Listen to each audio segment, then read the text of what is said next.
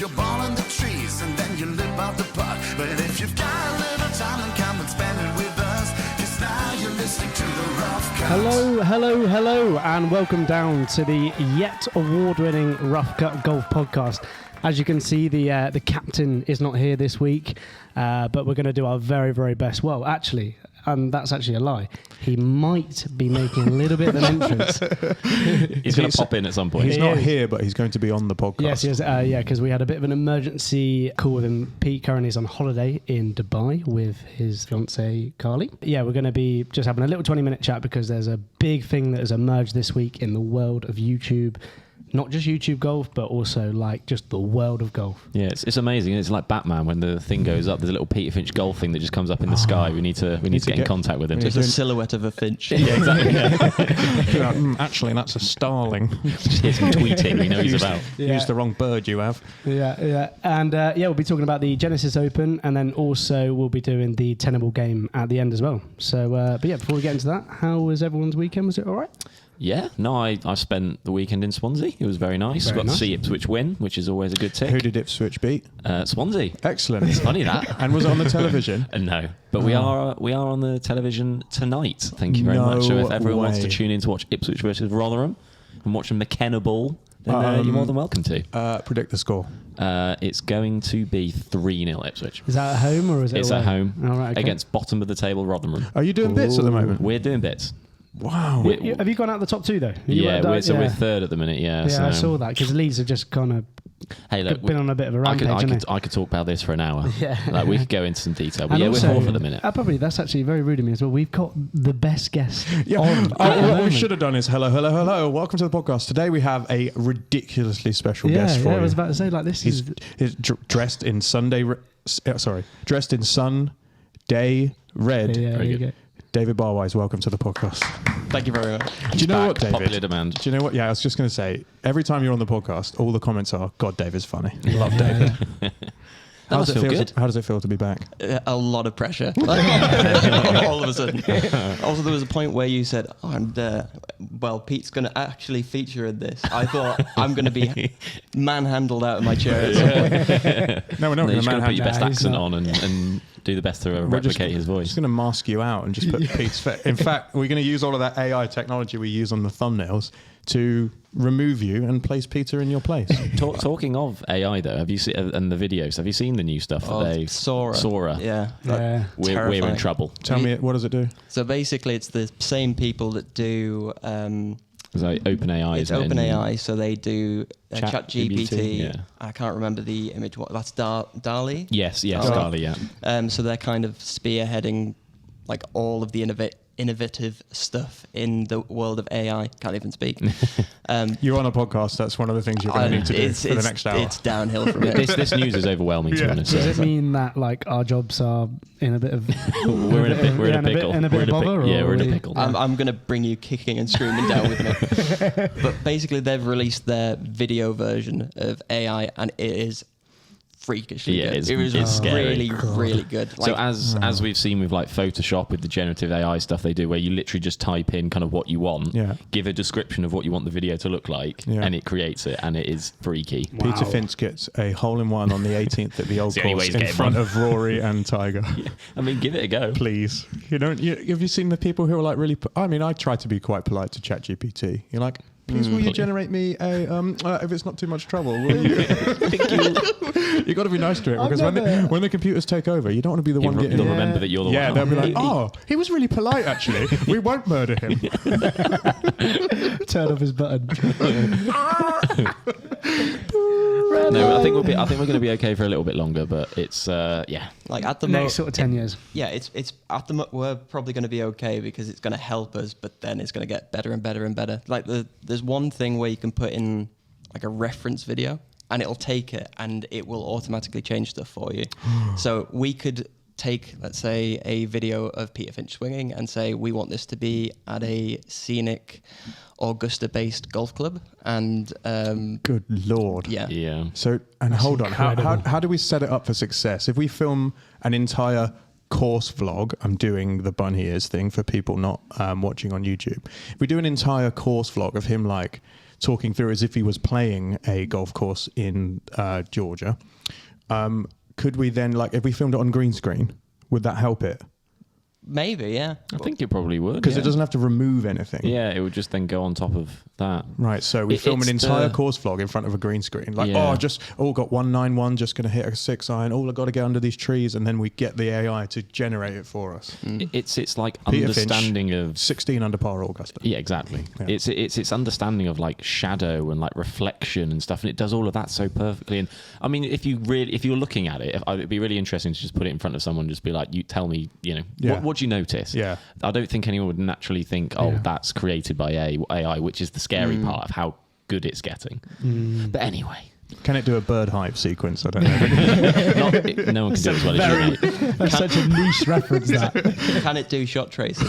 Oh, God. That's got to be the big thing. To be honest, I wouldn't mind that. It'll get your time down from 4 minutes to 2 minutes. Exactly, yeah. Yeah, find the impact frame of this footage and mark it for me so that I don't have to... And then track the ball flight and then make the tracer fly out after the ball land. Oh, God. Yeah. Nightmare. We're getting there. Yeah, we're getting there. But that's in the world of AI. That's kind of... We're not talking about that too much. In the world of kind of more real golf, the reason that we got Kieran to have a chat with Pete is because you may have seen on the old social medias recently a lot of... a kind of YouTubey and Instagrammy people committing to a Myrtle Beach Classic qualifying event. Talk us through what the heck it is. When did we first hear about it? How did Pete get in? It was a few months ago. Yes, I think that it's kind of been building and boiling under the surface. So I guess in essence it's 16 golfers, because I don't really want to put coin there, because it's not all just golf influencers and YouTubers. It's a couple of Corn Ferry Tour players. Exactly, yeah. You've got the YouTube guys, and then you've got some really good college players. You've got some Corn Ferry Tour guys that are basically going to play off in this one event, single event qualifier, 16 golfers, and whoever wins gets to play in the PGA Tour. Which it's just a unbelievable thing to think that Peter Finch is one round of golf, away. maybe exactly. 65 hits of a golf ball away from in the PGA Tour. 61. Yeah, he probably needs to go lower than that, to be fair. Yeah. The competition is looking quite stiff. Not just from the YouTubey, social media type people, but of course, like you said, there are some big very talented college people. There's some Corn Ferry people. I personally, I don't know about you lot, but I would put Pete up against any of the YouTubey people on his day. Very, very close. Yeah, he's beating almost everyone, in my opinion. The people who I think may have a little advantage over him are the kind of people who have competition experience much more recently, who have played in these big events before and know how to handle the pressure of the 6-foot putt that you need to qualify. Yeah. How do you think he's going to do against the? Does he win it? I don't want to rule it out. Yeah, I was going to say, maybe we need to kind of find out how he's actually feeling first. Should we talk to the actual man? Yeah, let's actually talk to him, and then I leave? And then we can give our kind of opinions on how he's feeling about it. Yeah, sounds good. Let's go to Pete. Right, and we are joined down by Peter Finch over in Dubai. Sorry to interrupt your holiday, but obviously we've got some breaking news over from the world of YouTube golf. I'm sure you've heard the news. What are your takes on it? Have I heard the news, Kieran? Kieran, I'm part of said news. I am intertwined with the news. It is impossible to not hear of it when I was part of the group that conceived of it, if that makes any sense. Yes, you are one of the 16, an absolute esteemed lineup. What are your feelings about it? You just swallowed a dictionary this morning or something. Don't try and pretend to the world that things have happened in this absence. Don't pretend like you've just taken an A-level in English language. Just talk to me like a normal human being, please. Come on. Just because we're separated by a few thousand miles, we don't need to put on this persona. All right. Just treat this like you're having a normal conversation to me, please. It's going to make me feel a lot less uncomfortable. So obviously rattling off a few of the names: Grant Horvat, Pat Perez, yourself, Buster Jack, Michael Morris, George Bryan, an absolute incredible field. Obviously, you're out in Dubai right now practicing. How are you feeling about your game at the moment? I mean, the round that I've had this morning has not filled me with any confidence at all. I was absolutely awful. When you start going through that list, as soon as you start hitting the names that you might not have heard of from the YouTube space, Yeah, like those guys are the proper players. You know, there's people there who've shot, you know, I think one of them shot 59. You know, there's winners on mini tours. There's a lot of very, very good players there. If one of the players from the group of influencers actually manages to kind of make it through, that would be a fantastic story in itself, because there are a lot of very, very good players going for this spot. If I am going to ascertain my chances by how I've played today, hopefully I won't finish last. It was a pretty tight close affair. I'm going to do some practice, and then hopefully I can come out the other side. It doesn't help that I'm absolutely shattered, but I'm going to try and get through it. very good. And so, where did you play this morning at Jumeirah? Yeah, the Earth course. Oh, right, you're on the big boy course. Yeah, and it's a tough course anyway. And to be honest, it's a course that I've never particularly got on with. I've always found it really hard. Yeah. And that 18th hole, like if a stray nuclear bomb like just happened to go off, like if it could potentially take the 18th hole of the Earth course at Jumeirah Golf Estates with it, like it wouldn't be the worst thing in the world. Honestly, I think that might be the worst golf hole in the world. It is just horrendous. What did you shoot on it? I managed to get a par, but I almost went in the water, obviously. But like, I don't know what Greg Norman was sniffing when he designed that, but it must have been strong stuff. Yeah. It's just awful. Of all the dodgy things that Greg Norman has done in the last few years, that supersedes everything. Like, you know, I'd let him off everything. Yeah. If he came back and redesigned that golf hole. Sorry, ran over. No worries. But my short game also is absolutely shocking at the moment. So I'm going to go and have a practice at the Tommy Fleetwood Academy this afternoon and hopefully straighten a few things out. Very, very good. And so obviously with this Myrtle Beach Classic, and you know, with this sponsorship, you know, exemption, you know, that you guys are getting involved in, do you think that this is kind of like the start? We're going to start to see a bit more of this. Obviously, we saw it with the Bryan Bros, with George Bryan. You know, with that, do you think we're going to start to see even more of this? If the standard of golf on YouTube keeps getting higher, so the people who are making videos and who are currently making videos as well, if the standard keeps improving, then I don't see why not. Because really, sponsors exemptions for tour events, they're usually given to like a young up and coming player, or they're kind of given to some better, well known names from the tour who won't have qualified for that event by the normal mean. So this is a way for kind of Myrtle Beach to really get a lot of eyeballs on the event and bring interest from this YouTube social media space that maybe wouldn't otherwise be interested. I mean, we've got to be a little bit careful because we live within this bubble, we live within this space. But the amount of comments and the amount of people who are getting involved and chatting about how they wouldn't normally be interested in an event like this. Yeah, you know, it's a lower ranking PGA Tour event. But if one of the guys who they follow and they watch on a weekly basis qualifies, then they will be watching. So, yeah, you know, I think as far as Myrtle Beach is concerned, I think it's a really good, really smart move. And the amount of attention that it's generating already probably goes on to show that, I think. 100%. And like, even looking at like just people that I follow on my own personal account and the amount of people that I've seen share about this, it's just massive. So like even that way, it's, you know, the amount of eyeballs it's already getting is huge.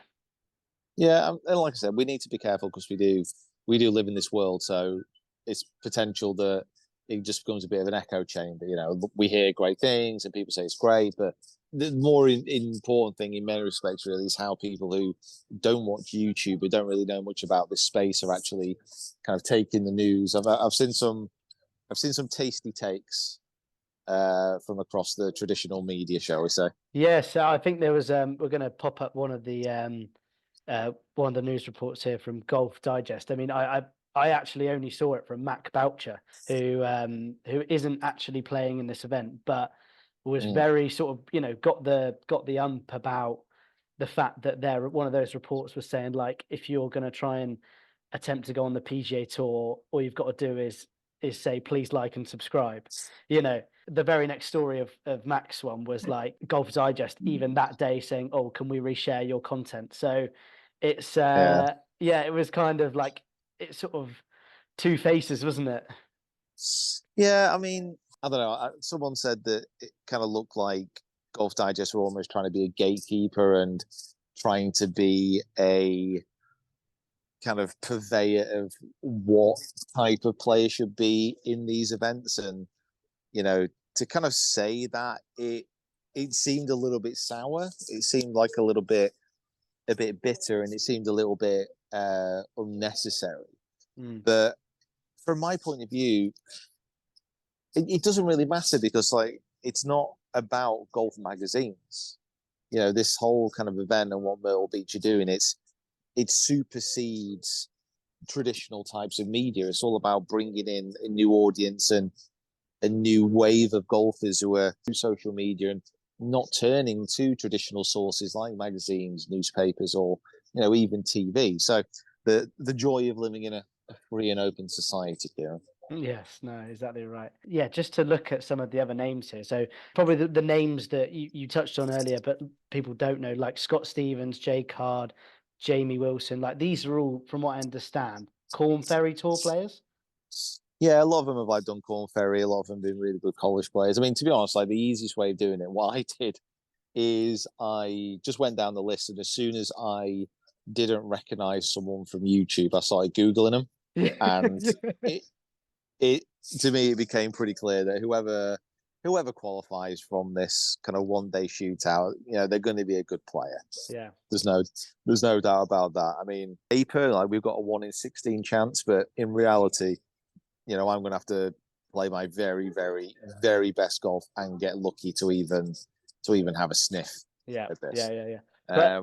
But does it, like, if you actually, has it sunk in that you are essentially one round from the PGA Tour? Not really, but to be honest, if you don't get through, you don't get through. It's not like even if like a miracle happened and you managed to actually get through, it's not really going to change. It's not really going to change anything. Yeah. Like, even if I scabbed it through and I started thinning it and hit a few pins and like got lucky and just had one of those rounds where everything falls into place. If I went onto that actual event, I'd quite happily shoot 78 and go home happy. I had a look, in the purse for Myrtle Beach is 3.9 million with 300 FedEx points up for grabs. Is that it? No, I might, even if I qualify, I might not bother now. It's just not worth my time, Kieran. It's not enough. It's not enough. You want the Rolex events? I need to see those dollar bills, mate. You know what I mean? Unless it's an elevated no-cut event, I'm not bothered anymore. Oh dear. Well, it's good that you're getting your practice in and everything. So, you know what? I'm trying to use this as Kieran now. Now I'm playing in these events as a player. Yeah. I reckon if I get through and qualify for a PGA event, I reckon I might get a few lib offers. Actually taking that money you're offering me, give it back to your design company, get your ass back to the 18th of the Earth course, rip up that abomination that you made, and start again. And then I might consider it. Are you playing the Earth again this afternoon, or are you playing the Fire, or what are you going to go down and just grind? I can only play that course once a year, Kieran. It makes me too mad otherwise. Maybe twice a year. No, I'm gonna go have a grind. Like, I scrapped it around today. There were some good points, but like, I need to it really feels like today and from this point onwards, like the golf season's kind of started for me. Yeah. So I need to get practice in. I need to get kind of grinding. Short game is nowhere near where it needs to be. Honestly, yeah. I was hitting some chips today, and I just had absolutely no clue what I was doing, at all. Like it just wasn't good. I felt like Rick. It just wasn't good. So I need to sort that out. And my putting wasn't good. I didn't feel like Matt Fryer. I know that. Well, we got a couple of videos coming out this week with obviously the next episode of Quest for the Open, but also your putter video as well. So we're gonna. Are you happy with your choice? Oh yeah. No, honestly, it's just the greens over here. I really struggle with them because they're very grainy. So actually reading grain and trusting grain is something that we don't get a lot of kind of back in the UK.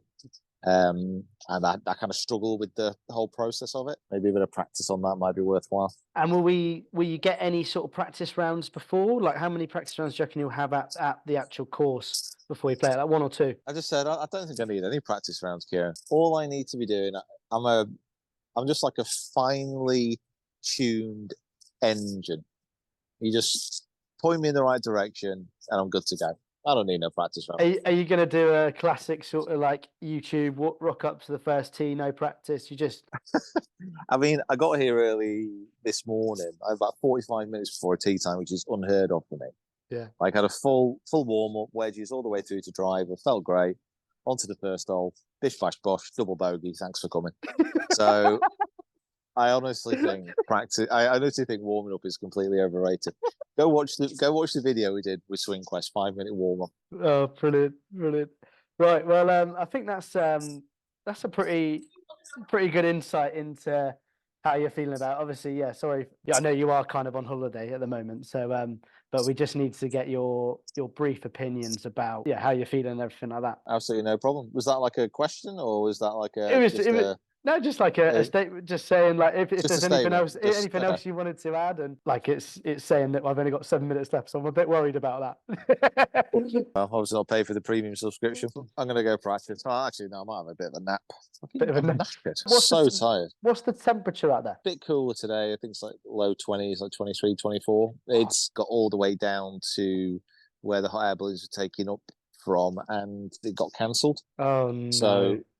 So Carly is a treat. This time round, she basically booked it again. So it's a bit of a surprise for me. So I told us the day before. I was like, great. So again, got up at 4, got picked up, got all the way out there, and it got cancelled again. Oh. So I mean, in all fairness, I was kind of laughing. So I just knew it was going to happen. Like, there was no way that Karma was going to look at me and say, you know what, yeah, this time it's just going to screw me a little bit more, and it did. So yeah, I'm still knackered from that. That is not ideal. Here's what it is. I've decided, Kieran, I'm just going to focus on land-based activities. It's just the thing with hot air balloons thing though, because I know my dad tried to do one once. They need like no wind, from what I understand. It's a scam, mate. Yeah. It's all a scam. What I'm convinced of, because like as soon as we finished, they were like, okay, so you can get your refund or you can rebook for another day. Like some people rebooked onto the next day, and I don't know if they went up the next day, but it was windy the next morning, so I doubt it. Yeah. So I think what they're relying on is people to forget to ask for their money back. I actually think there's no balloons. I am now convinced that there's no hot air balloons in the entire world, and it's all just a big scam. Yeah. You know what, Kieran? I'm done. I'm done with the air. And you already know my opinions about the ocean. Yeah. So now I'm just going to stick to the land-based activities where we belong. You know my theory about the oceans, don't you? Yeah, I do. Yeah. That's just to let everyone else kind of know my theory of the oceans is that, hundreds of millions of years ago, our ancient ancestors decided that living in the sea was so rubbish that they crawled out, got on land, and never looked back. So who am I and who are we to think, you know what, I think we should go back into the ocean? No. Our ancient ancestors decided that it was so crap there that land was a better alternative. So I'm going to embrace my heritage. I'm going to embrace the ancestors.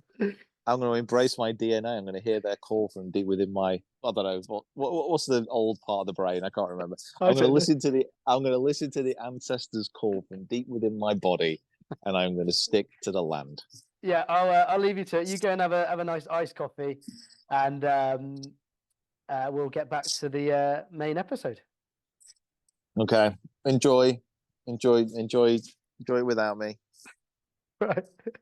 See you later. Bye, See you in a bye. bit. Bye.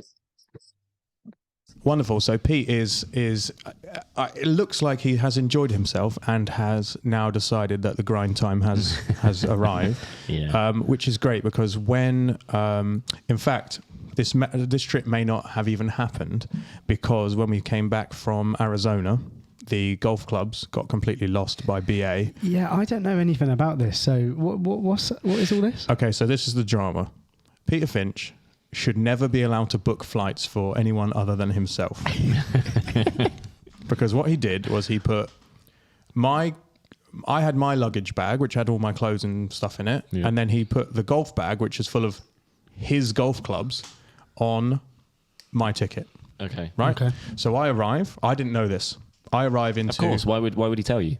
Why would he communicate that yeah. at all? First of all, he put Sam's name in wrong. So we're trying to get to America. At every juncture, Sam gets pulled to the side and they go, your passport and your name doesn't match. Because Sam has got two middle names. Yeah. When Pete put it into the system, the system assumed that the first middle name was his middle name and the second middle name was his surname. So none of his things said Forrest on them, which is his real surname. So he had to go and be like, listen, this is what's happened. Each time, the person at the desk had to ring to the previous person and find out whether it was the truth. Yeah. Rebook him a new ticket, chaos. Anyway, the bags. We get into Heathrow. I don't know that the golf bags are on my account. The golf bag doesn't show up, but what the lady says to me is, "Oh, it's Mr. Warwick," and I said, "Yes, actually, it is." And she's expecting a treat. Or, you know, like, oh, Happy to have you back in the country. yeah, welcome back, sir. She said, "Oh, your bag hasn't made it from Heathrow to Manchester." And I was like, "Oh, for God's sake! Great, it's got my clothes in it." I start filling in this form. I put the details of the bag in, the size, what it, like, logos on it, where I want it delivered. Then it comes off the rail. What do you mean? Really? Then my clothes bag comes off the rail, and I'm like, "Oh, well, what bag is it then?" Yeah. And Pete goes, "Oh, the golf bag's on yours." So I'd given them the wrong colour, the wrong size, the wrong contents, the wrong address, and the wrong contact details. So then I'm sat there, you know, in the middle of the night, waiting for them to come deliver this giant, big golf bag, which doesn't arrive the first day because they don't ring the doorbell. Great. Yeah. So the next morning, on my weekend, when I'm supposed to be enjoying myself, I'm sat there like waiting for this golf bag to arrive. The guy turns up, pulls the golf bag is red. It's a beautiful Ogio travel golf bag. It's red with flowers on it. The guy pulls out green one. Yeah. Oh no.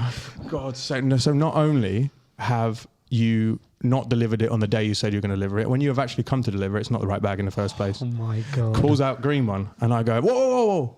That's not the one. He goes, no, it's back there. Pulls out the red. Patience. I panicked.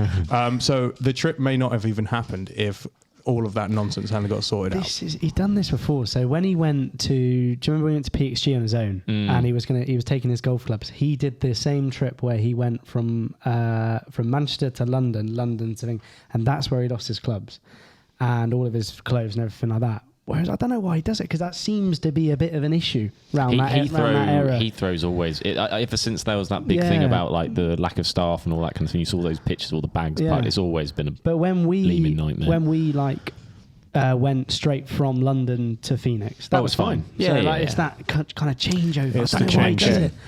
If we had driven to London exactly. and then flown, it would have been.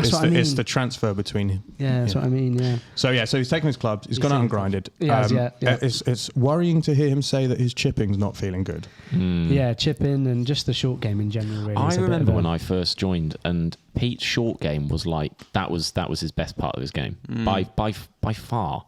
I remember his bunker play was awesome. Not to say that it has its moments now, but he would always just like rest his game on his short game. It would get him out of so many sticky situations, and it's fine now. But like, it's almost things have just started to overtake, and maybe it's having the simulator in the office that he just whack, and then just doesn't hit any putts, doesn't hit any chips. Yeah. And we always complain on the sim about like that chip wasn't correct because we thought we've hit it right, and but you don't get any kind of perception of how it's actually meant to be, how it's meant to be reacting on the sim. Yeah. So maybe we need to shut shop down for a bit and get him outside in the elements or something. I think like when the summer comes around, he'll have far less of an excuse as to why his short game sucks, because there's no reason that he can't go and hit chips and putts around a green somewhere. Like we've got access to it very close to us. So I think you're right.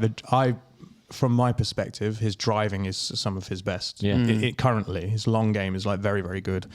But the reason I'm surprised about the short game is because in California and Arizona, he was very good. Really good. Very good short game. It also sounds, by the sound of things, this announcement's come out, and he knew it was sort of coming, but it's now come out and it's in the public, and he's like, oh no, I gotta go play.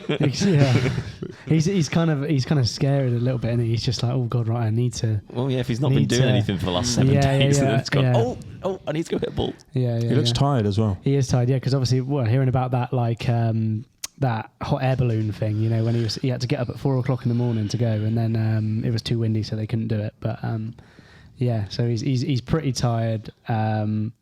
He's pretty tired. Short game struggling. Yeah, he's not feeling positive about it. Yeah, but he's going to win. Playing on the Earth course as well. Like obviously that's a very difficult course, and then he hates that 18th hole and stuff like that. It's just like. What's the course in? Because you guys have been to Dubai with Pete before. Mm-hmm. What's the course that you guys have played? We played the Earth course. We've done. Well, so you got the Faldo, which is the floodlit, and then you got the Majlis, which is where they do the Desert Classic.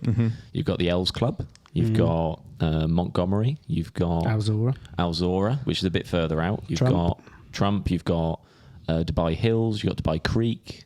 Plenty. We've got some of those on the sim as well, haven't we? We've got plenty. Yeah. Oh, I've played them. In 8-bit. So if we had to all pick like one area, what would everyone say? So you would say, what's everyone going? What that he needs to improve on. Yeah, needs to improve on. Yeah. What would you say, David? This might be a bit of a shock, but generally speaking, his irons. I know he's hitting it really, really well at the moment. But whenever we worry about his putting, normally it's a case of he's had to make like 5-10 footers in a row. Yeah. And well, if he's not hitting it close enough that he gets 2 putts from 10 foot, that's where the issues come from. Because then all of a sudden he's putting stress on that part of his game, and when he like frees himself up a little bit, it's like you say, he's like he was when we kind of first met him, where he just didn't think about it. Yeah. No, I think it's a good point. Yeah, it's getting rid of those. Having to 2-putt from 40 foot instead of beating himself even 30, 20 foot to make those kind of putts. I think I think I would back what he's saying and say his short game is kind of where I'd like to see him improve a little bit. I think he can be quite streaky with a putter. He's one of those guys that he's never... I don't want to toot his own horn too much, but Matt Fryer, every time we've played with him or filmed with him, usually consistently putts very well. Yeah. Pete can have hot and cold days. So if we could kind of, close that in a little bit more...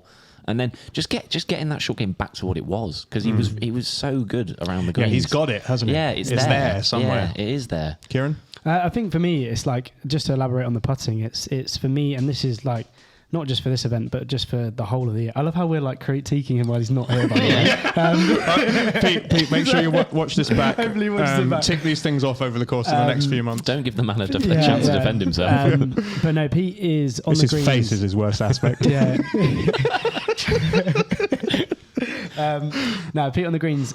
Pete loves to die putts in. He loves to see a break sort of go in. I just love him to be a little bit more aggressive, just sort of, come in a little bit on a line where, we can hit it a little bit harder and take the break out. That's just what I'd love him to do. It's such a simple and easy thing to do, but I just think that it will help him a lot, because so many times last year I saw him either leave it short or like just overread stuff. If he gets a little bit firm with the putting stroke, I think he'd be really good, and especially on the greens that he's going to be playing this year. Yeah. So I can boil your 3 things down to the one thing he actually needs to solve, which is the 6 inches between his ears. Yeah. Because the short game streakiness is resolved if he's more confident in his short game. Yeah.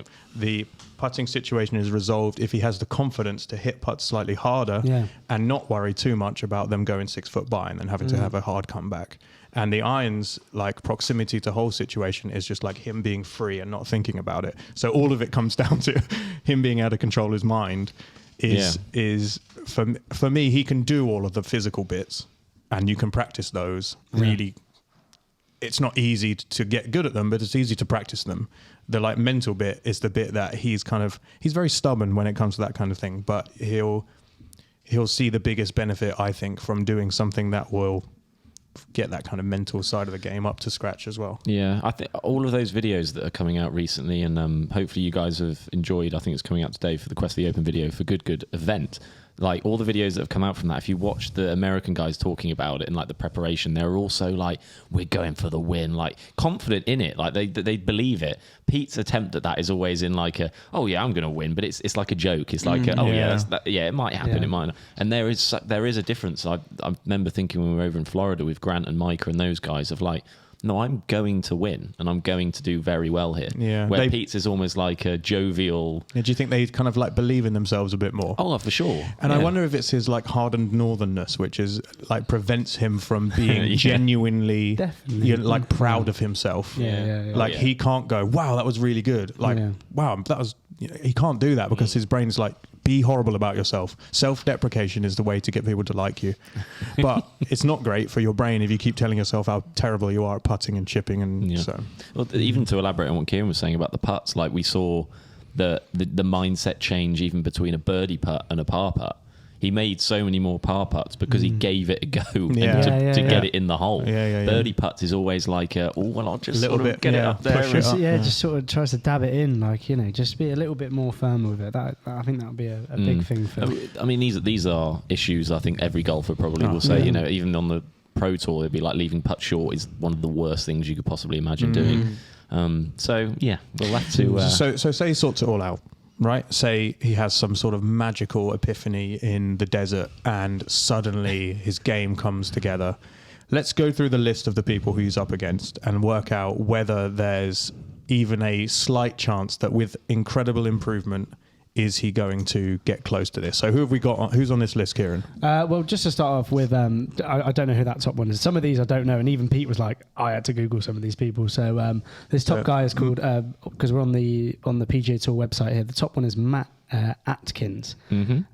What is he? He's on the Corn Ferry Tour. Yeah, 6 seasons apparently. He's won the 2007. He's had 25 PGA Tour starts. Yeah, do you know what I mean? Like, even last year he played in the RSM Classic. Like, got a bit of experience. Got an experience first of all just to play in like a competitive like round sort of thing. With a bit of jeopardy to it. But and then George Bryan as well. Obviously, like.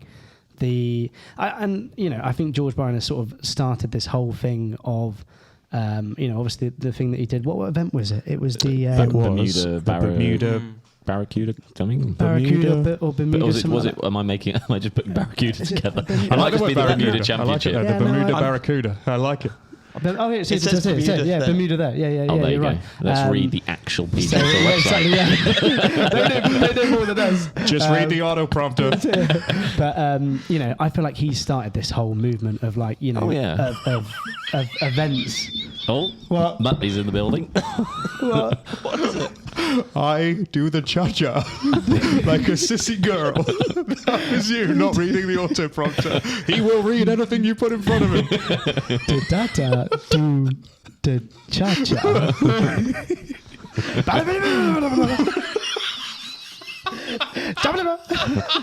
Got off topic there.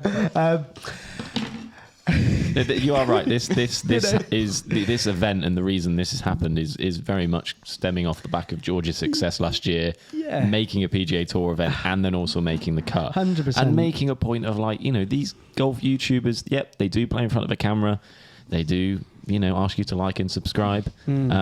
But they are also very, very good at golf. Yeah, and especially sort of events like a Myrtle or all those sort of lower, not necessarily lower events because obviously PGA Tour events, but lower status events that need a little bit of a need eyeballs. Yeah, boost of They've really, I think they've really nailed it. To be honest, this Myrtle Beach Classic, I think it's brilliant. Yeah. But who else is on it?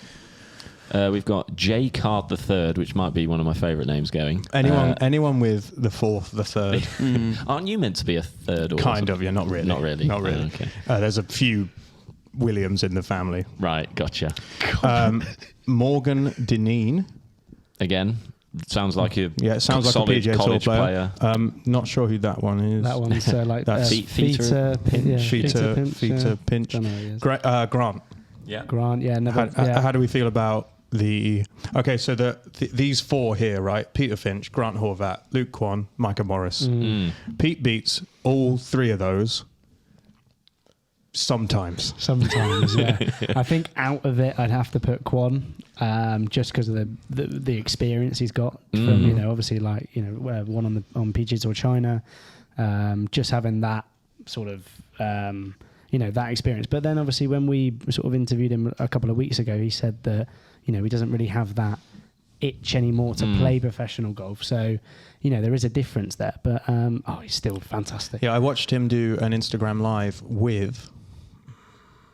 can't remember the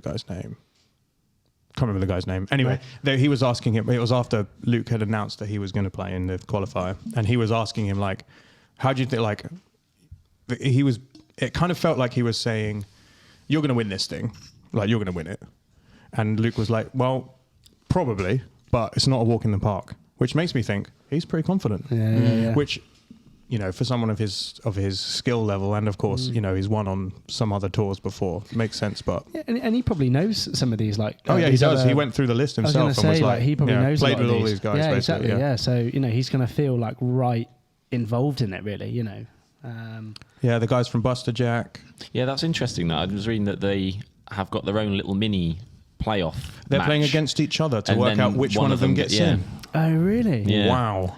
I was just saying, I just didn't know that until I just read it there. But I mean, like say, we're listing off names of people that obviously aren't household names, but they are guys that are highly established university players in America, have already played 20, 30, 40, 50 times on the Corn Ferry.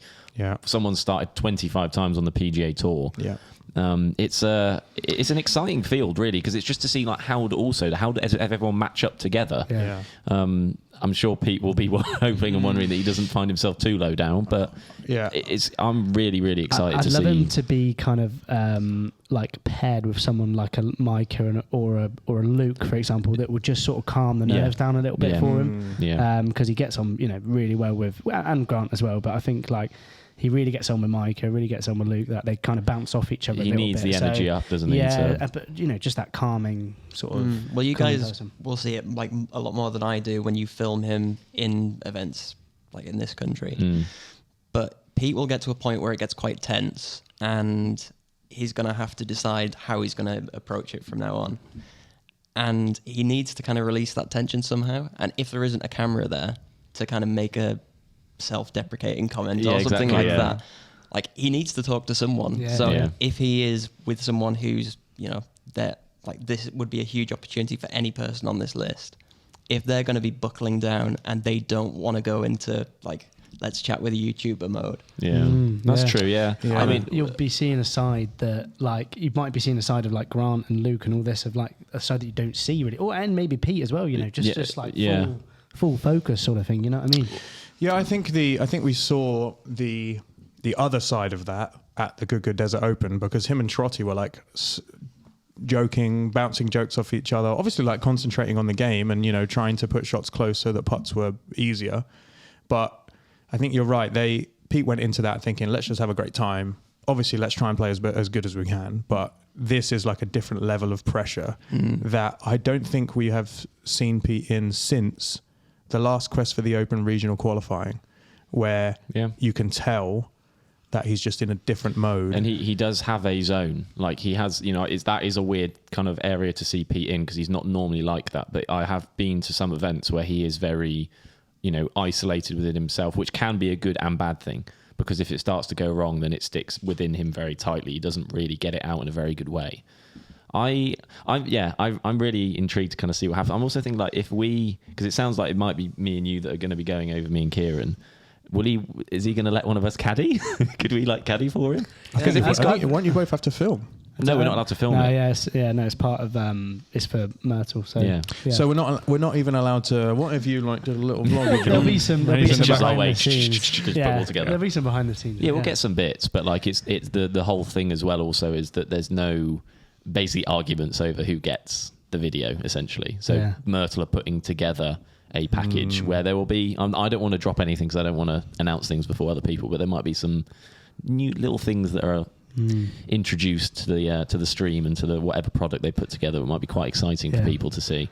But no, because you were talking about like having someone, if he does get put with one of these Corn Ferry guys and he's kind of feels a bit isolated, and is having one of us there or even both of us there to kind of bounce off and just give him a bit of a release of something. Yeah. Do you? I haven't known Pete as long as you guys have, so I've kind of been still having to think about when to push him and when to kind of like try and break him out of whatever he's thinking. Like in certain moments, I want to go, come on, man, you've got this. Like you just got to focus, like concentrate. And then I also want to be like, you're rubbish. Like, how could you miss that? Like in a kind of way that tricks his brain into thinking, oh yeah, we're having a great time, or we need to focus. Like I still can't read him quite as well as you guys can, so it's probably a good thing that you guys are going to be there, because you can work out from what you're seeing, how do I mold, or like not manipulate, but like how do I kind of communicate to him that either he's doing really well or that he needs to pull his finger out. Like, full disclosure, I still haven't a clue. I caddied it for him last year, didn't I? Yeah. Like at Dundonald, and for one of his all-time worst performances. So, well done, David. Don't put that on you though. Maybe just don't talk to him at all. That was I've cut him for a PGA West, like North or North, is it? What is it? Yeah. We went to PGA West is the course that we tried to get on. Is it West? All right. Yeah. And it was at Marriott, and all I did was because he sort of knew the course anyway, and I don't think he likes someone kind of like sort of giving him, all right, you should hit it like this. He'll do it himself. But all I was doing is giving him the yardage, giving him a bit of wind direction, letting him do it, because he's not very good at being caddied for. Right. Okay. So is that just out of practice? It's just out of like, he just likes to do everything himself. He doesn't like anyone sort of getting involved of anything. So which is weird because we all work here. It'll be one of those. He's just not used to having someone. He sees it all the time when he gets a caddy at a course, and then they go grab his putter off him, and he gets all a bit like, oh, and he realizes, oh no, that is your job. Yeah. I think because I've done a similar thing to Kieran as well. Like I went to about 5 or 6 about a few years ago. I've been to like Accrington and Blackburn, and kind of it was a combination of, obviously we're still filming, but like doing the caddying role.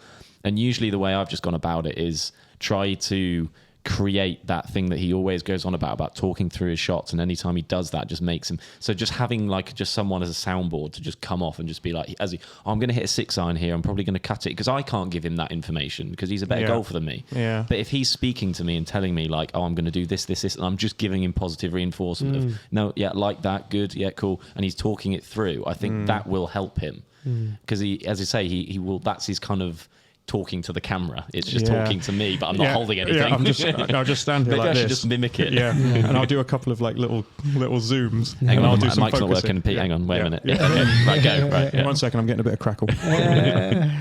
I'm looking forward to seeing how he gets on. Yeah, I think it's going to be really good.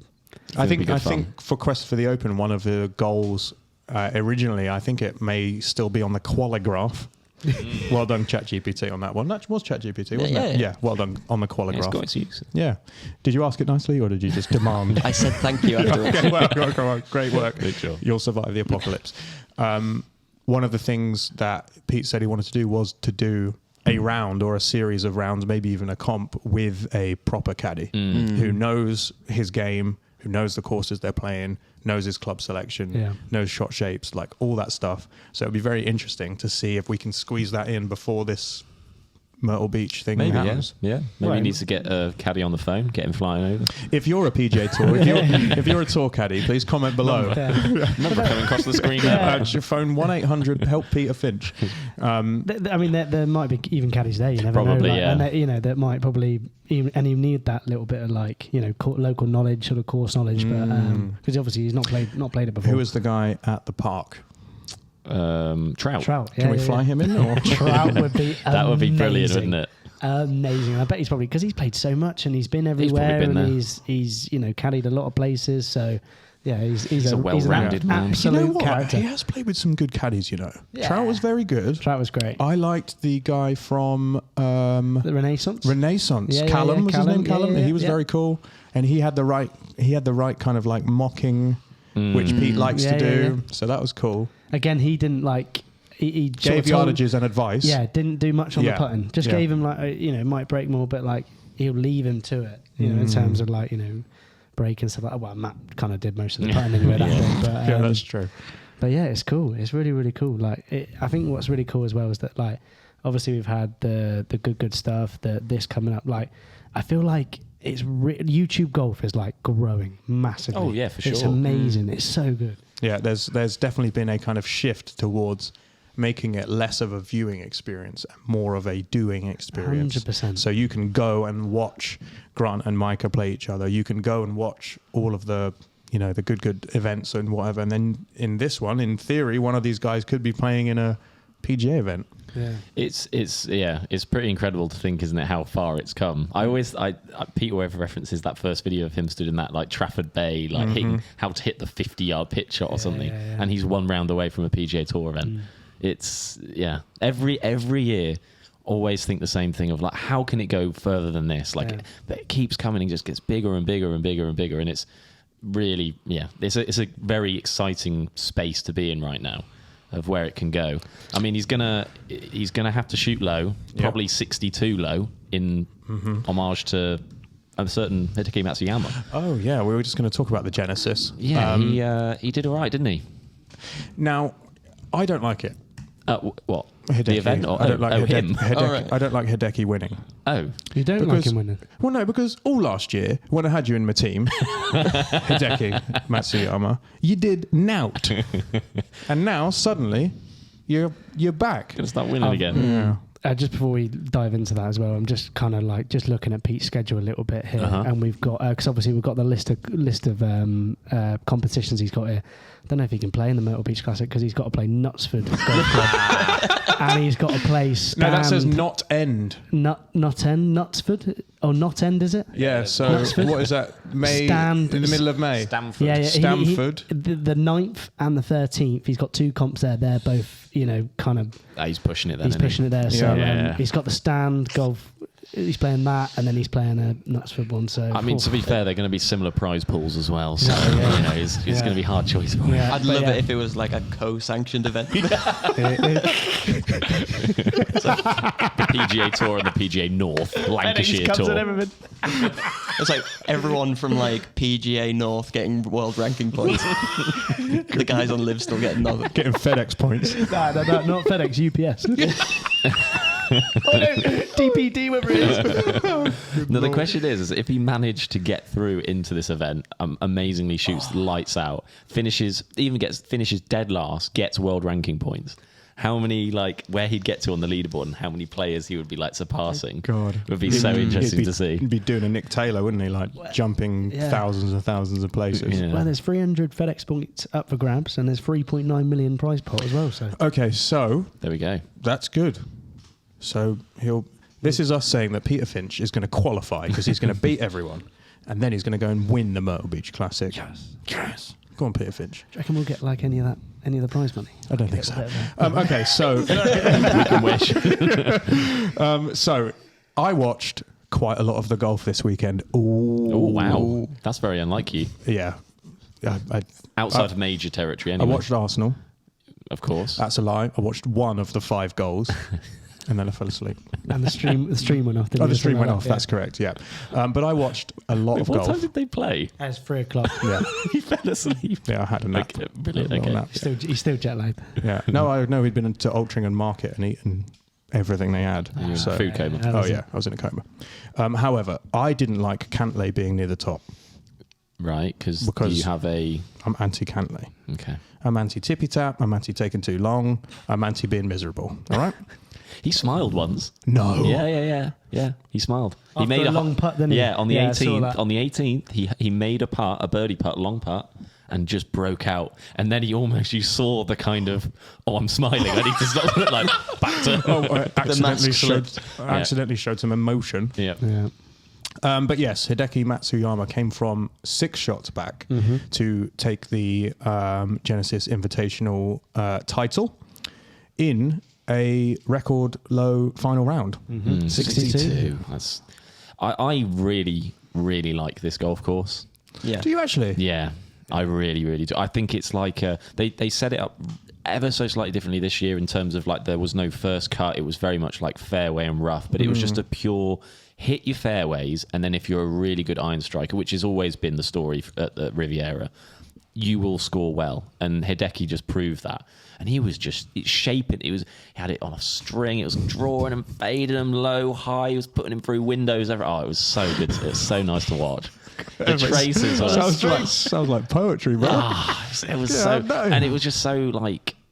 You could see the creativity and like the quality of the golfers like come to the fore like through that whole time, and I didn't think he would win when I went to sit down and watch it. Obviously, you had Xander and Patrick, which was obviously like this highly anticipated. It's these two mates going up against each other. How are they going to be? Yeah. You know, 3 months ago, Xander was a groomsman at his wedding, but now they're going to have to play for $4 million or whatever it is.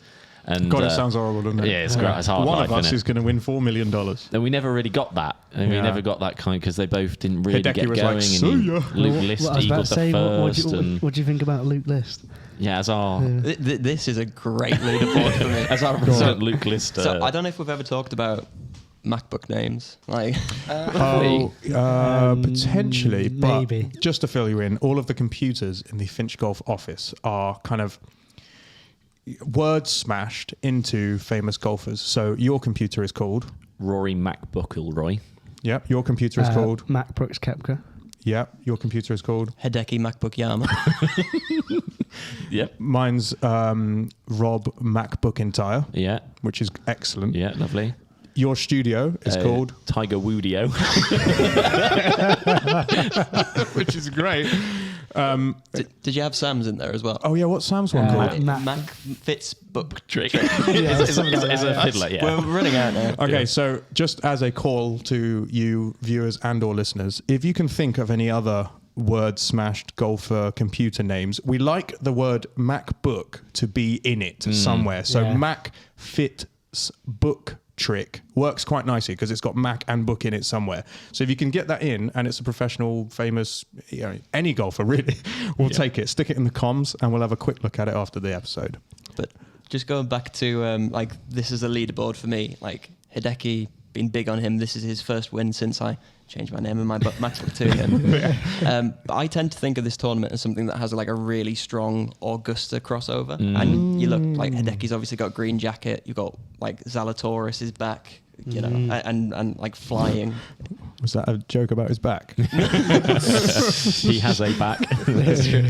And like it's littered with lots of people who just generally have a good time at Augusta. But more than that, this is my kind of leaderboard because it's full of people who like strike the hell out of the ball and cannot put.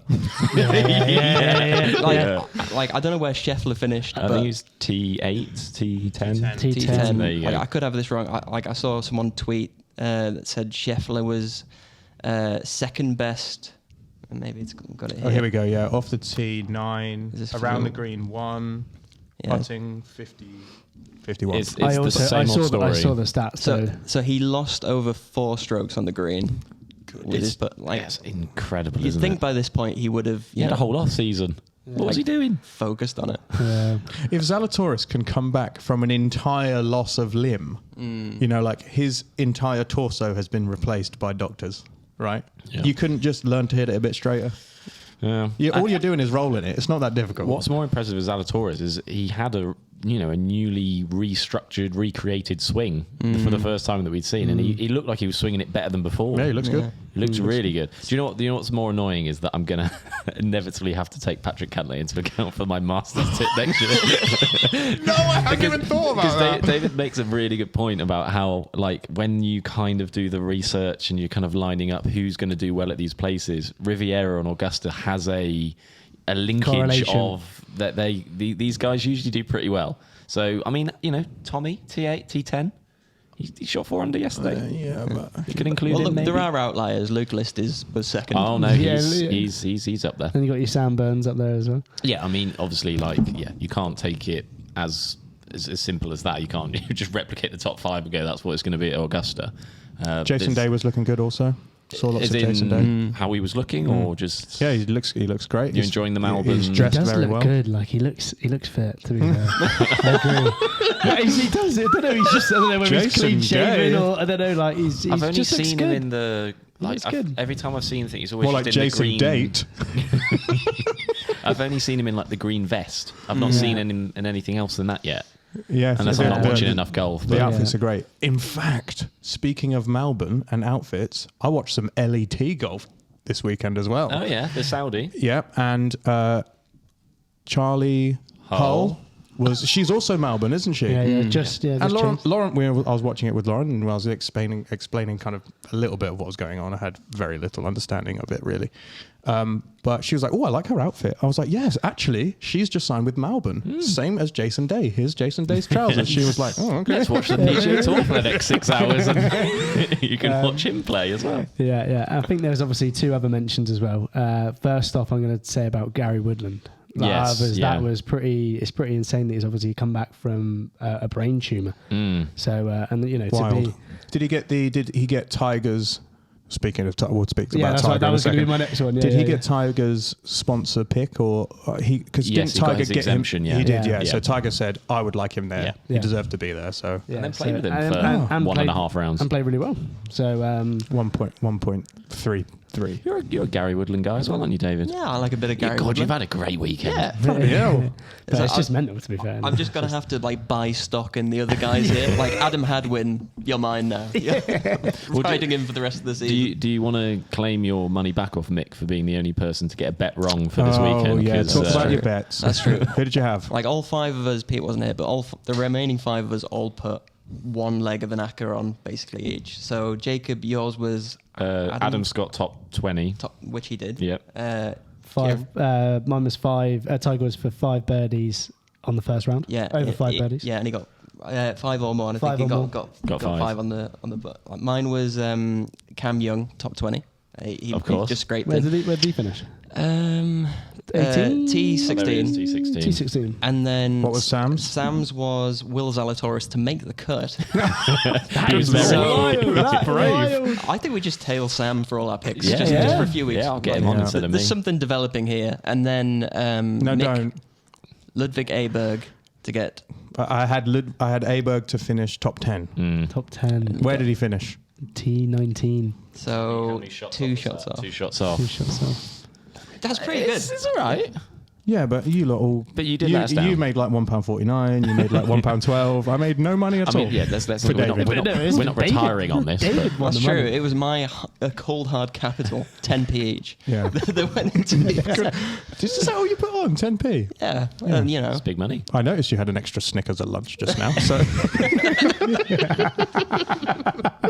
that was your winnings. So talk to me about Tiger. What happened? Did you guys watch all of his first round? Yeah, Yes. I mean, I watched the first 6 holes of his second round as well. Yeah, same. Yeah, same. well, like, that's the talking point, isn't it? Like him deciding to stop in the second round. It came out after he said that he had influenza. Was the reason of him being immediately your mind goes to his back's gone again, or he can't walk on his leg or whatever. So I'm going to assume that is what the reason was. I mean, he did look a bit iffy. Yeah. So it's good that it wasn't a physical in terms of his body term of things, but it was a shame because it was a highly anticipated return. Obviously, a lot of eyes would have been on him watching, and we saw him for 1 1/3 rounds, and maybe we're going to have to wait however long again to see him again. Well, so hopefully, he said he wants to play once a month. So was he? Well, he's thinking got about them playing one the more. players? He's going to have, maybe the I players. think he was thinking of They said it in the commentary, but I think it was the players that he was thinking of getting involved in, and then obviously the Masters coming up. So I feel like we have everyone's kind of in a similar mindset of where they are with Tiger. I'm a little bit cooler on him in regards to I'm not buying the comeback too much, and I'm not really expecting much. I know Mick is very, as he sits there with his lip turned over and shaking his head. No, you're not a chance.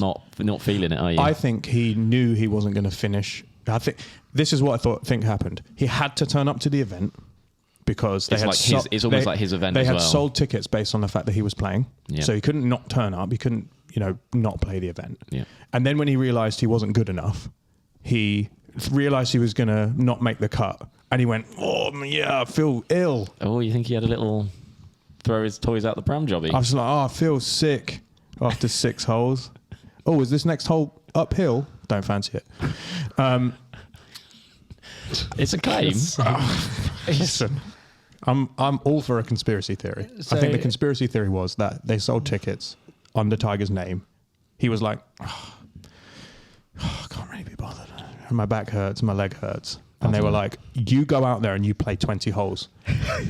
All right? And then you get back in here.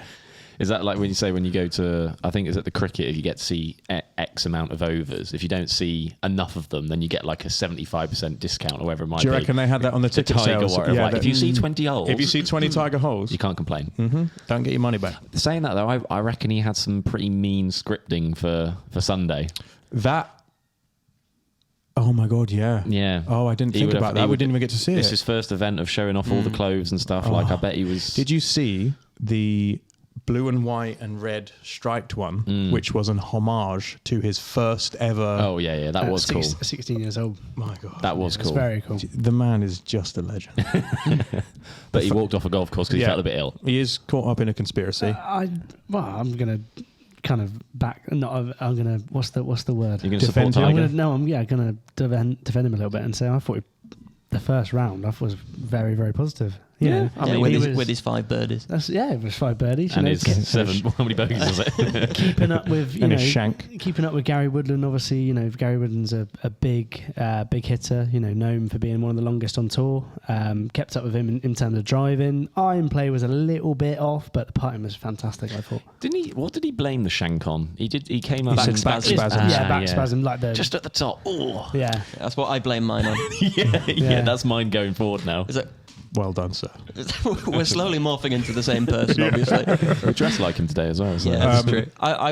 I agree with Kieran as well. It really doesn't, he's someone who has played so badly in the past. Say when he was at Augusta and he shot, was it a 10? He got on the 12th hole. Yeah. That was embarrassing. At that point, he could have been like, do you know what? I'm in too much pain. I'm walking off the golf course now.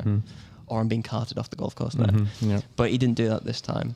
And I think the fact that he was wincing in this in a cart struggle, that's not a good look for him or his new brand. I think if anything, him marching on and even if he does miss the cut, he turned up, he played, he goes again. I think that would have been stronger. Yeah. Plus there were reports that there was an ambulance on site, which I think is a bit overkill for illness. Yeah. That was just there for Zalatoris, just in case. That's true. No, actually, they thought that Cantlay was coming down with something when he accidentally smiled, so they were like, "Get the ambulance." Also, the thought, in this country, I don't think anyone's ever said to me I was struggling with influenza last week. No, So American. Is it? I think it is it? Because I don't No, really. I'd never heard of it. I think Tiger went back to the 1800s in prep for this. He's like, I checked what the plague. Rediscover his form. I've got the Black Death. I can't play. I reckon Got that's scurvy. I reckon that's his code for saying that he had a bit of a jippy tummy. That's what. Yeah, exactly. But we'd be like, I was just feeling a bit under the weather was last week. feeling a bit rough, yeah. I had influenza. With all the stuff about Spieth, and maybe we'll come back to him in a minute. Apparently, Cantlay, he was really, really ill. Saturday night. Spieth was sick, wasn't he? Yeah. He wasn't well. It was Tiger.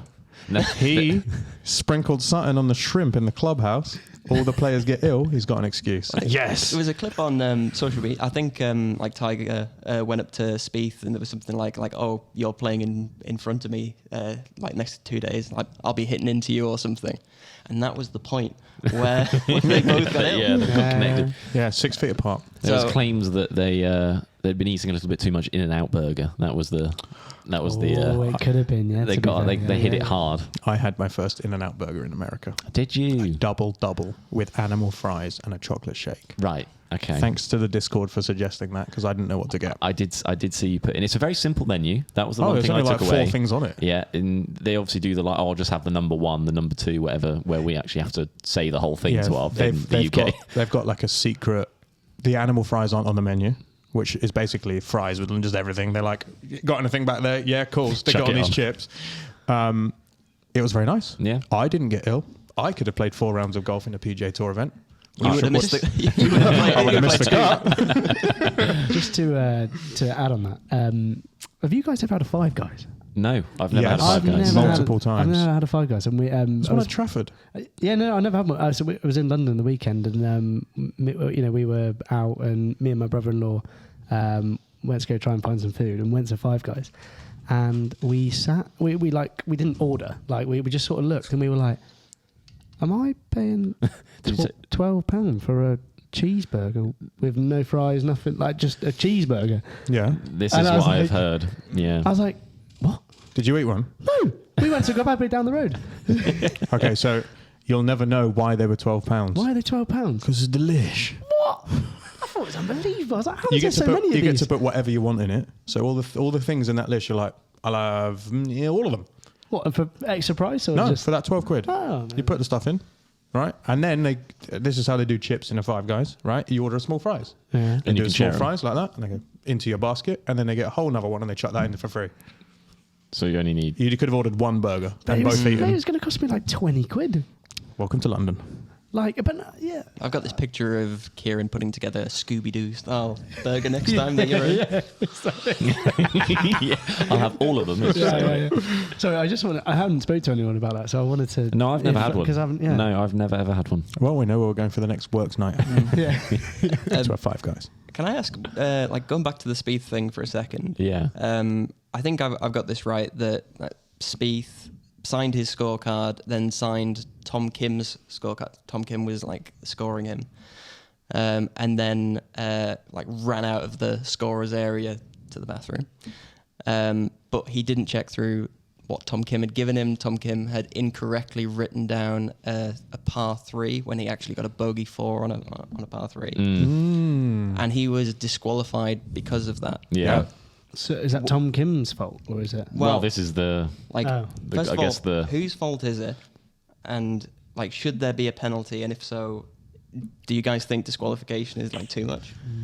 I think for writing like the wrong number on a piece of paper, it does feel a little bit heavy. And given that the fact that it wasn't him that wrote it down, now obviously he has played in however many events, and the rules have not changed, and he should have known better. Now, it sounds like nature was calling and he needed to get away pretty quickly, which didn't help the situation. But a disqualification does feel a bit heavy. Now, if we're looking at outside of that, then you're looking at shot deductions or, penalties in that kind of way. But, is this one of these rules that we're looking at as a modern game of golf and thinking, let's just come on now, like it can all be fixed electronically when they put it anyway. Everyone knew that he'd got the wrong score in. Yeah. It's not like when we've handed the card in for our monthly medal and we just have to believe our playing partners. It does feel a little bit kind of archaic now, but I think the argument is that it is a game where you are, traditionally you are relying on someone telling the truth in order to, like, you go over to your ball in the woods, you just have to believe that they didn't prefer their lie, yeah. Pretend they found the ball when they didn't, like all of the things that you can do, Oh yeah. but of course shouldn't. You have to just trust that the other person is telling the truth about what the outcome of the situation was. I think the reason that I think they got it right by disqualifying him was that this time it was accidental. What if he, and then of course this hasn't been happening. What if I just put a 4, be all right. I got a 5, but I put a 4. Or, I parred it. Someone doesn't check. He makes the cut by one shot and makes money when he shouldn't have done. And someone who played fairly and legally did everything right, and you cheated them out of money Yeah. which feeds their kids. I mean, when you take it, but then say like we're talking about a situation where it was another guy who put it down. I don't know if Spieth went to Tom Kim and went, "Oh, put me down for a foot." Like you classic, like, hang on a minute, counted them like 1, yeah, 2, and then 3, drop 4. Yeah, yeah. I don't know if that was exactly how it played out, but it's you usually have guys sat on the greens counting, people walking with them counting their scores and all this kind of stuff. So there's a third party usually about who's doing that anyway. Yes, but the difference is that until the eventual ball rollout, we play the exact same game that the pros play. Yeah. So if you're not if you are scoring for me in a competition, then we should check each other's work, which makes sense. There isn't someone doing person number 3 or, scoring person on the green on the thing in your local tournament. No. So it has to be done exactly this. So you can't rely on the fact that it's been on TV because your tournament that you guys are playing against each other at, shout out Didsbury, doesn't have that. It has to be the same rules for everyone, apart from when the ball rollout comes in. I mean, just thinking about it, I've had it where I've not signed my scorecard. I think he signed it, didn't he? He signed it, but it was wrong. I've not signed it, given it in, and got disqualified. Yeah, that's So, right. like, you didn't check it. Yeah. So, I don't Did you run to the bathroom as well? I didn't. No. Ran to I the pub. Yeah. It was that bad. And I'm done. So I don't know. Is it the same principle? I'm not sure. That obviously there's no money on the line for us. There's just I think also if it's your job, do better. What's to stop him saying, listen, I'm having some gastric distress. Give me 5 minutes. Tom, can you hold here for 30 seconds? I'm just going to go into the toilet and then come back and I'll wash my hands and then we'll deal with this. Yeah. Like you're a professional. Give it here, I'll check it on the loo. And I'm just like, I think that. oh, no. God. If you're watching on YouTube, you may have seen that one. If you're listening at home, you will not. No, I am with you there, but I guess that like the ultimate version of this would be is if you won, if like say Hideki had won, but he had signed for an incorrect scorecard, like 1 stroke difference wouldn't have made the difference between him like winning and losing. But say if he'd done that, he would have been disqualified theoretically. And I'm trying to think. There's a famous. It can't be famous enough because I can't remember the guy's name. But like back in the day, there was someone who shot the winning 72-hole score at Augusta, who should have won. Yes. And then he was disqualified because he like basically did the same thing. No way. So what I wonder is Google that. yeah. It's like fact check me. Yeah. No, I believe you. I want to know who it was. Yeah. We need to know who it is. Hashtag bring back Pete. remember. Don't hashtag your own demise. Let's get it trending. What am I putting in? Like Masters. Masters Scorecard, drama, disqualification. Yeah. But like I wonder if that happened now, would someone have like say if Spieth did that and like he like theoretically would have won this year, would someone have like found him with it? That's Is who it that- is. is that Yeah, what- that's is the this one. the guy? Yeah, that's the one. Roberto Di Vincenzo. Vincenzo. Roberto Di Vincenzo. 1968, and we're still going through similar things today. Because that feels like very, very outdated. Yeah. Whereas now, if something like this happened, you think of all the people who had bets on. Like that's such a big market more now. to it, Speed to isn't make there? the cut. Like All the how speed to make the cut, people are screwed over. how unsatisfying that would be, like for viewers. It just feels like for PGA Tour, LPGA, Live, whatever, for all these different like tournaments and tours, I do think that like surely we can have just a little bit of leeway to get this stuff right. Yeah, and I mean, in a world now where the PGA Tour has lost a lot of its high pedigree players to Live, and Spieth is now one of the poster boys for the PGA Tour. He's stepped into Rory's shoes on the board, and he's kind of really, not that he's going to do a similar thing that Rory did last year, but he is a name that guys watch PGA Tour golf for, and I don't want to say they've stabbed themselves because they've done it. They had to do it because that was what the rules were, but they have inhibited themselves by getting rid of one of their best players for one of the the pedigree events or whatever they call them now. Elevated events. Signature events. Signature events, lovely. And they've lost a player in Jordan Spieth. But they got rules are rules, and you've got to carry out. I think there has to be a line, right? Because if you don't have a like very strict rule on it, you sign your card incorrectly, you leave for an hour, you come back, oh my god, my card was incorrect. Is that allowed? Or like if you leave the tent and return, like once you've left the room, is your card signed? Like, are you allowed to, like, what if now say Hideki won by 1 shot and gets docked 1 shot, and does he transfer the winnings to the person who has now won? Like, but I've already spent it. Like, I've got the new house. Do you know what I mean? Like you've got to have a very specific line. If you signed your card wrong and you handed it to the person who, the scorer, and it's incorrect, you have tainted your entire cards for the whole tournament, because now we don't know whether your first one was correct. So just take you out, then we don't have to deal with it. Very clean. Yeah. I mean, you see after rounds how, especially if it's after like a major win or something, how there's that time period of the winner walking through the crowd and asking for pictures and stuff, and it's like, no, hang on, I've got to go and do this first and stuff. So there does seem like there is a kind of, as soon as you stepped off that 18th green, you have to go to the scorer's hut, and like you don't step out of the scorer's hut until you have put pen on paper and signed off for that card. If you have to defecate in your own pants, right? So be it. So be it. I want a green jacket. All right. Yeah. Would he have held it on a little bit longer if he was playing in the Masters? There we go. Yeah. And then Tiger was like, if one of my mates isn't playing, I'm not playing either, and stormed off. Right. Shall we? Yeah. Shall we do Tenable? Yeah, let's do Tenable. All right. Very good. I must also say that last week I did get it wrong.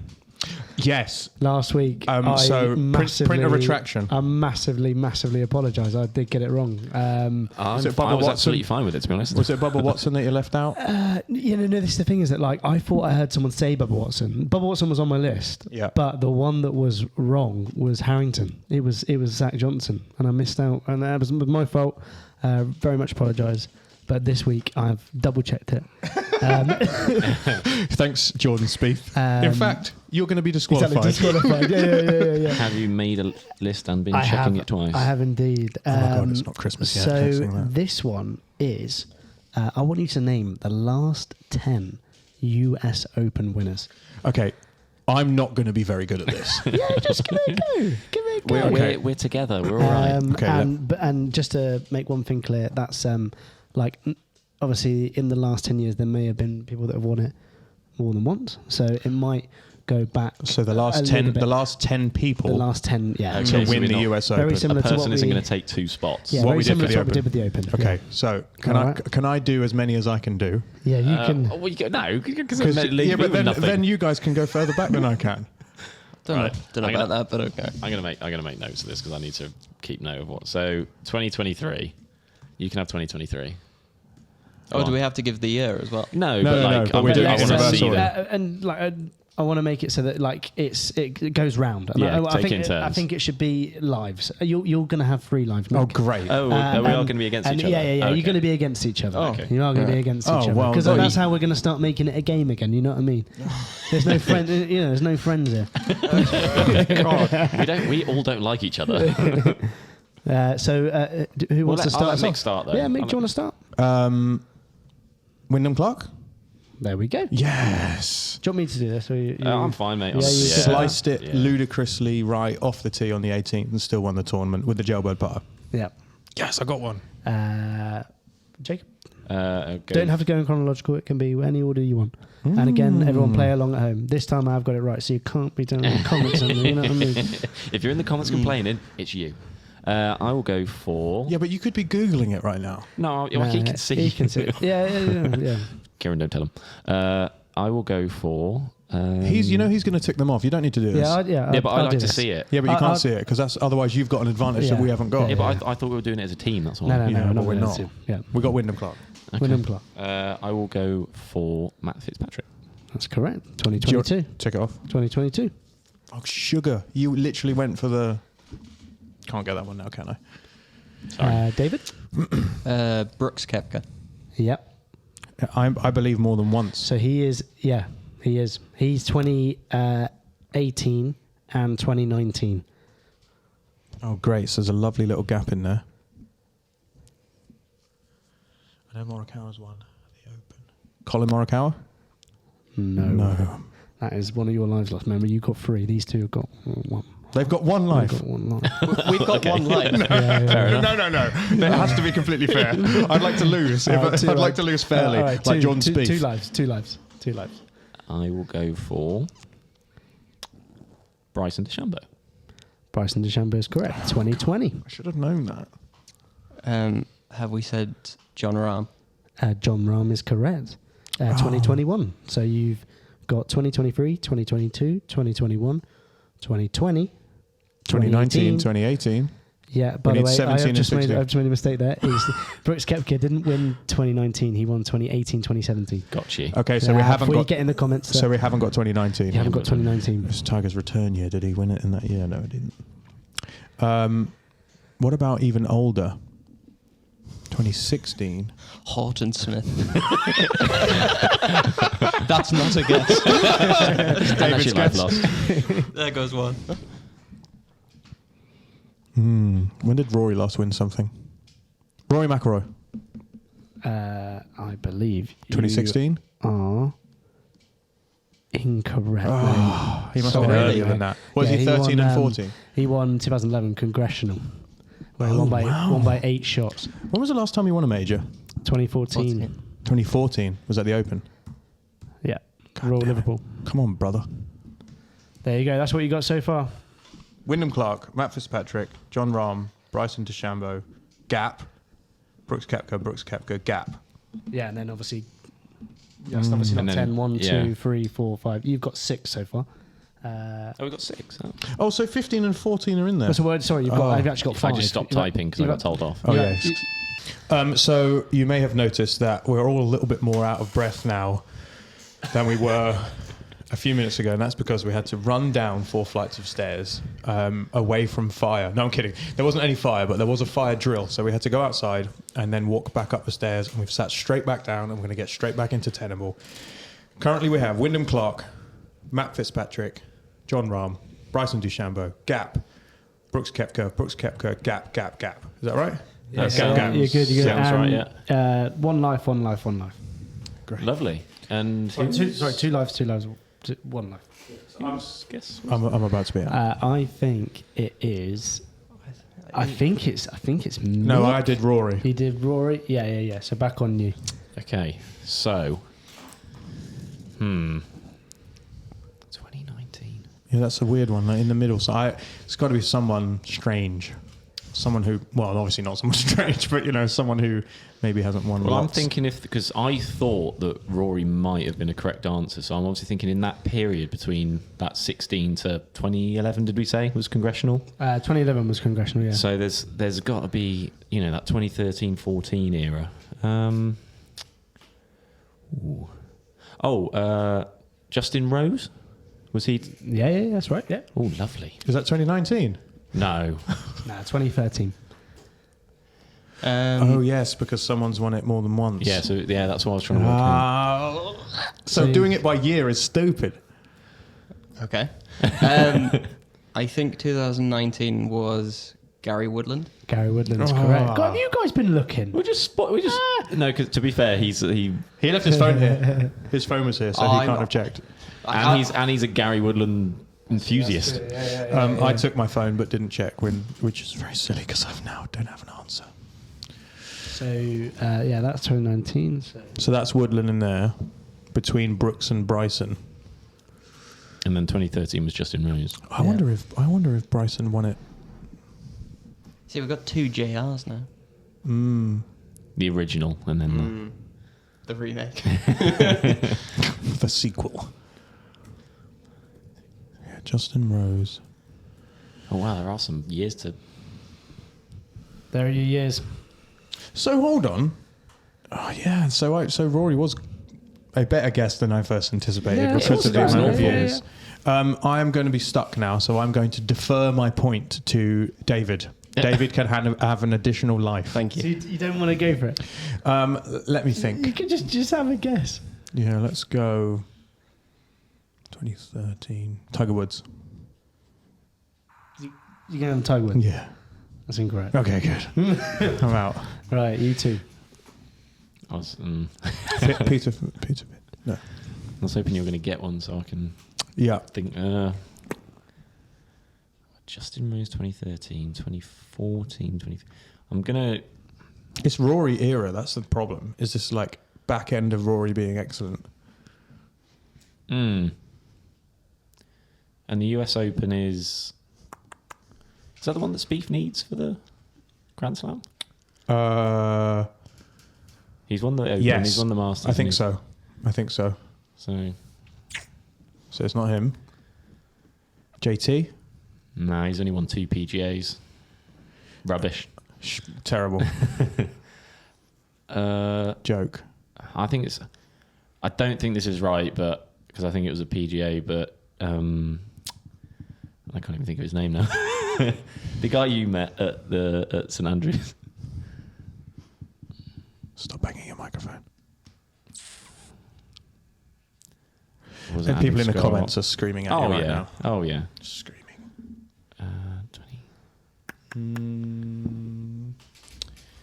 Who else is of that era? Jason Duffner. I think he was a PGA. Jason Duffner's incorrect. He was a PGA. Jordan Spieth. Oh, it was Spieth. I think he needs the PGA. Jordan Spieth is correct. Oh, we're stupid. So what is it that Mickelson needs? He needs the US Open, despite coming second place. 6 times. A record 6 times. That was from Guess the Player, whole 4. Oh yeah, what's on it? Yeah. Yeah, boy. I'm looking forward to Guess the Player, by So the way. you got 2 more.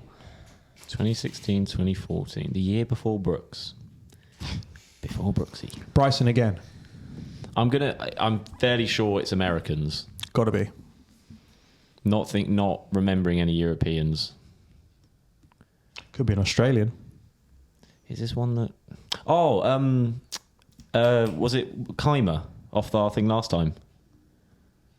Is it Keimer? Keimer? Keimer's correct. Oh, McKime. McKime. Davidoff. I don't think I've got it. I've got someone in mind, but I'm pretty sure it's from like 2008. Okay. Just doesn't help. Old Tom Morris. I'll say something to keep it going. Webb Simpson. Webb Simpson is incorrect. He was 2012. Ooh, you were so close. 2012. So What you about- lost a life, so you've got 1 more life. That was a good guess actually. 2016. Who else? Who did Brooks nick it off? Who can I picture that year of? Well, I mean, one of the years was Tommy, wasn't it? Yeah. Oh God. Yeah, at Shinnecock.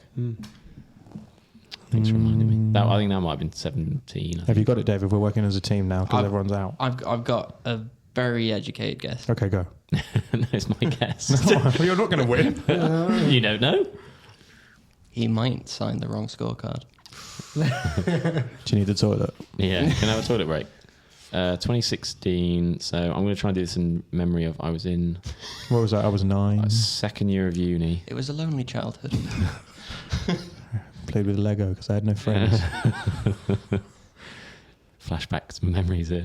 I used to watch PGA Tour golf because no one invited me to their birthday parties. Hunter Mahan. Incorrect. So rogue. Go on. To steal it, to win it. Okay. Dustin Johnson? Yeah. DJ. DJ. There. Well Oh, done. I should have thought of that. There we are, that's it. Glad I came. And that's all right, so. We struggled through that, but That was difficult. I think it was the 16 to 13's hard. Very hard. I mean, I didn't think Jordan Spieth won it in 2015. Like, I thought it was like up one, if you know what I mean. Like I thought it was more recent. Yeah. 2015's like a long time ago. And imagine just back to back in it, like casually. Yeah, with Brooks. It's just a different animal, isn't he? So, like, I know it's a small sample size, but the whiplash you get going from like Jordan Spieth to DJ, Koepka, Woodland, everyone after that, like, I guess Fitzy has like put a lot of pace on as well. But everyone is just like massive off the tee. Yeah. Good iron players as well. Well, that wraps up the episode, I reckon. Excellent. Great And work. what a good one it was. Yeah, good one it was. Will Peter Finch be back next week? He will Should indeed. be. Yeah. Excellent. Unless he decides he wants to go somewhere else, or Yeah, we'll all Doesn't be... holiday very often, so I don't imagine that's going to be the case. Well, it was nice to see you guys. Yeah, thanks thank you for so coming much. on. Don't catch up like Yes. this anymore. Yeah. So should we all go back and sit in the other office and all still chat as if we're on the podcast? Yeah. Yeah. Wonderful. Let's do it. Right. See you next week. Yeah, thank you very much. Oh, And- just quickly. I'm really sorry, by the way, if you got any adverts on your podcast, we have just monetized it, which is great for us because it means, the podcast can start doing wonderful things, which is excellent. However, some of you got adverts that were in the wrong language. We're working on it. We're trying to fix it. Yeah. I think just let it roll.